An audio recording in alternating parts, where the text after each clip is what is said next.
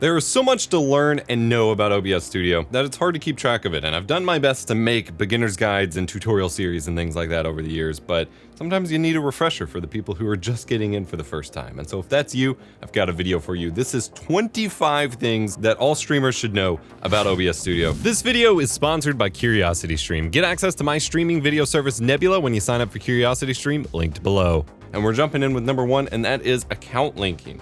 If you have been using a stream key to stream to your streaming platform of choice, it is quite possible that you could instead log in with your actual account, YouTube, Facebook, Twitch, and so on, and get some added benefits, such as dedicated panels to view your chat, to update stream information, things like that, without having to add in your own custom browser docs or manage separate web browser windows and things like that for your streaming, which can make your user interface and overall streaming experience a lot better. Speaking of Twitch, you can actually stream higher quality audio to Twitch these days using 320 kilobits per second as your audio bitrate. So under your audio settings and under output, you have the ability to increase your bitrate if you're using a single track. Twitch actually supports sending 2 audio streams at once. One's called a VOD track, one's for your live stream. That way you can have certain elements not included in your VOD that might be too distracting or something like that. And so you're allowed a total of 320 kilobits per second between the 2 tracks. But if you're just streaming a single track to Twitch, then you can just give all 320 kilobits per second to that one track and increase your audio bitrate fairly significantly and improve any possible audio issues you may have with your stream in terms of quality. If you're looking for UI changes other than your Twitch, after you link your account and increase your audio bitrate, you can have a stats doc that shows at all points in time to allow you to more easily see if you're dropping frames due to graphics card performance or due to encoder performance or due to network lag, things like that, and as well as just make sure that you're actually recording in the first place, because every once in a while your OBS may bug out and you hit start recording and it's not actually recording. This stats doc helps you make sure that everything is running smoothly. You go to the docs menu at the top and then stats, and then just embed it in your window wherever you want the numbers to show up, so you can always have an eye on it on another monitor or something like that. Speaking of keeping an eye on performance, let's talk about some performance fixes that you can do in OBS Studio. First and foremost, if you are having some added render lag or you have monitors that are very different refresh rates, for example, you game at something like 165 hertz or 240 hertz on your main monitor, but your secondary monitor is 60 hertz, you may have some issues with OBS's preview being able to render properly and Windows causing some issues and blah, blah, blah with that. You can actually disable OBS's preview by right-clicking it, the big preview render, and just uncheck enable preview, and this will actually save you some graphics card processing power. It's minimal, but for some people, especially with the mixed monitor situation, it can make a big difference. Otherwise, there is a huge render lag fix that applies to all Windows users, and the exact path that I recommend depends on which version of Windows you're running. Windows 10, you need to keep game mode on and run OBS as administrator. You can right-click the shortcut, choose run as administrator, and then you can actually make a shortcut, right-click it, go to properties, compatibility, and tell it to always run as administrator, and then you just have to approve the little UAC prompt each time. And that will give OBS priority over other programs and allow it to compete with your game for performance. Obviously, you lose some game performance by OBS being able to run, but then OBS's frame rate is stable. This has been a crucial fix for a long time, but if you're running Windows 11, you don't need to do that anymore. You just need to enable HAGS, or Hardware Accelerated Graphics Scheduling, under Settings and Graphics in Windows 11, and then again, make sure that game mode is on, and OBS generally won't need the admin fix at all anymore, which is pretty stellar. This is like, I'm speaking about it pretty casually, but at the time it was released, this was an absolutely crucial fix to being able to run OBS alongside games like Warzone, Apex Legends, a lot of those DirectX 12 or otherwise very demanding games. And it's still, it was a lifesaver, and it's still something you need today. Next up is finding your videos. One of the comments I get all the time is asking, where did my recording go? And while obviously you set it in the settings, output settings, if you have just recorded something and you're not sure, you can just go to File, Show Recordings, and it will open up the folder where your recordings are, and you can start checking them out, make sure they're good, rename them, move them, do whatever you need to. Speaking of videos, if you're recording videos in OBS, by default it records to a MKV file container. This is a lot more protected against crashes and things like that. If OBS crashes or your computer loses power or something like that, if you record directly to an MP4 container, it will corrupt and you won't be able to use it, upload it to YouTube, do anything like that. But the default file format now is MKV, and it prevents that. The problem is it's not very compatible with a lot of websites or video editors. If you upload it to Twitter, for example, Twitter won't accept it. If you use it with a lot of video editors, it won't work or will have some issues. Like DaVinci Resolve now supports MKVs, but it's still not a great experience, and I don't recommend using it. However, it can be annoying to use the file REMUX menu to remux your recordings every time. If you go to Settings and then the Advanced tab and the recording section therein, you can check the box for automatically remuxed MP4, which means whenever you hit stop recording, it will take that MKV file, turn it into an MP4 without recompressing it or losing quality or anything like that. And you have an MP4 ready to go after only a couple seconds without having to remember to do it yourself. Huge time saver, highly recommend. Let's talk about moving your sources around on your canvas, and then we're going to talk about organizing your sources. So for moving sources around on your canvas, under Settings General in OBS Studio, you can actually enable or disable source alignment snapping, which is going to allow sources to move around on the canvas and snap to each other based on edges, centers, things like that, as well as the edges of the canvas to help you more easily align different sources, much how something like Adobe Photoshop would do. And that makes, your life a lot easier. But if it is getting in the way of the exact kind of movement you want to do, you can turn it off to more freely move your sources. Alternatively, you can also just use the arrow keys to move sources around on the canvas to kind of more perfectly notch them around on a pixel basis or something like that, if that's more your speed. Also, you have the ability to lock sources. So if you get, for example, your gameplay scene in the background or a full screen camera scene, and you don't want that to be moved around, because a lot of the time when I'm editing my scenes and I think I'm clicking on something, I end up clicking on another scene and I drag it over and then you have to undo and blah, blah, blah. You can actually lock a source in your sources list with a little lock symbol, and then you won't be able to click and drag it or do anything like that until you unlock it again, which is something that everyone should be using once they get sources where they want it to be and don't want to move it again.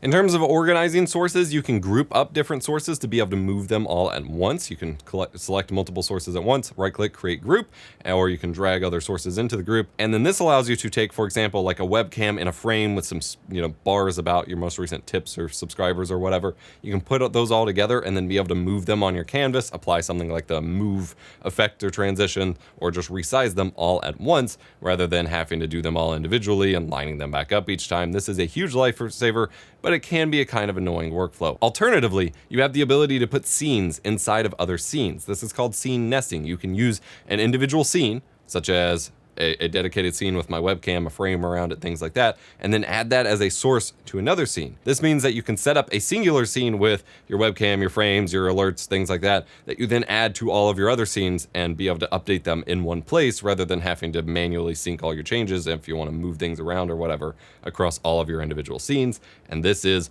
one of the biggest productivity things you can do inside of OBS Studio. The audio mixer allows you to do a lot of things, including locking and hiding audio sources. So if there's a specific audio source that you never want to affect the levels, such as your microphone, 99% of OBS users are never going to actually adjust the level of their microphone. That's usually handled on your audio hardware, and in OBS, you kind of just want it maxed out, and then other filters and things like that apply.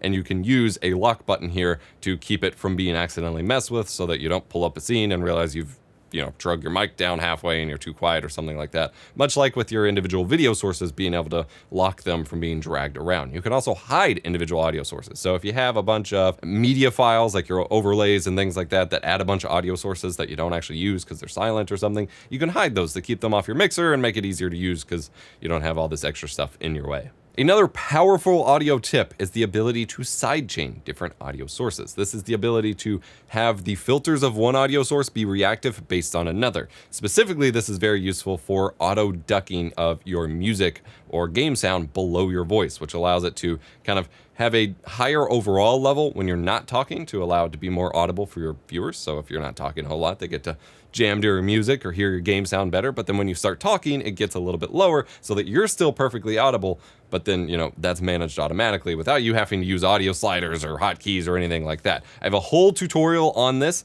workflow. It is extremely important and adds a ton of production value to your stream. It will be linked in the description below. You have the ability to take screenshots inside OBS. There's a screenshot hotkey that you can assign, and then it will automatically save a PNG screenshot of your canvas anywhere you want. Useful for help, making thumbnails without having to manually print screen and crop it out and grab screenshots for social media, things like that. Really handy that they finally added that. You also have the ability to save clips inside OBS Studio using the replay buffer. Go to your output settings, enable replay buffer. You can set a duration or a file size that it will reach as it records it to your RAM, your system memory, so you only have so much of that to use.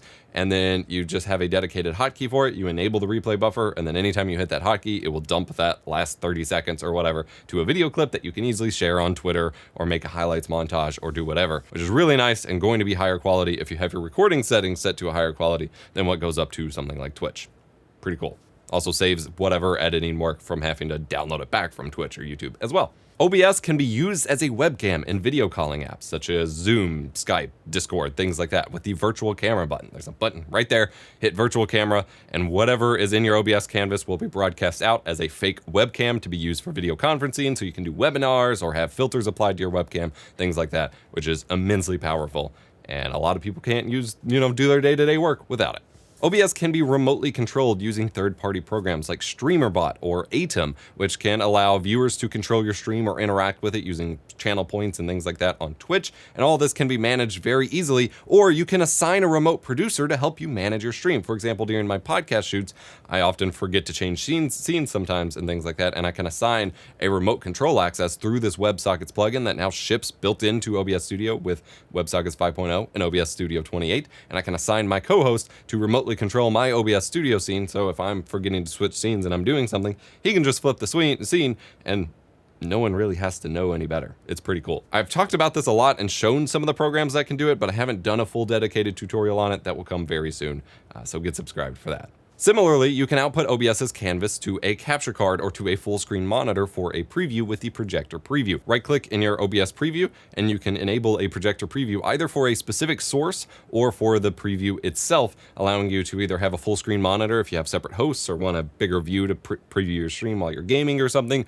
or you can send it out to a capture card for a smoother 2PC workflow rather than using display cloning or something like that. You can run OBS portably, so you can have multiple instances of OBS running at the same time to do different things, such as recording in a better quality than you're streaming to multiple platforms at once, or I just use them to manage different purposes. So I have, for example, if I'm doing a big tutorial shoot, I'll have an OBS running for my screen capture, an OBS for my webcam, and things like that. So you download the portable .zip version of OBS from the website, extract it to a folder, and then make a shortcut for it. Right-click the exe, obs64.exe, make a shortcut, go to properties on that shortcut, and at the very end of the target, add -- portable, and it will keep all your settings in one place. That way it doesn't conflict with your main OBS installation, and you can do a whole lot of things, or just have a testing ground for new plugins or something like that. It's super powerful, and I usually have like 5 different separate installs of OBS running at once to do different things. We can talk about that flow in a separate video if you'd like. Let me know in the comments. I try to cram as much information into these videos as I can, but sometimes there's just too much for YouTube. Instead of worrying about not being able to reach as many people and thus helping as many people, I put all of the extra content that doesn't work up on my own video streaming site, Nebula. Nebula is creator-owned, streaming nominated, and has so much content that you'd never finish it all, which is kind of scary, but awesome at the same time. All of my videos are higher quality, they're ad-free, and I post lots of exclusive bonus tips and content to help you build the best foundation for your streaming or content creation career. The best way to sign up for Nebula is with the bundle that we've built with CuriosityStream, another awesome video streaming service with thousands of high-quality documentary and entertainment titles, including The History of Home, narrated by Nick Offerman, talking about another set of foundations of the home throughout history. And who doesn't want more Nick Offerman in their life? Our bundle gives you access to both CuriosityStream and Nebula for just under $15 per year, the best value for content that money can buy. At curiositystream.com/epos, linked below. Don't miss the best deal in streaming.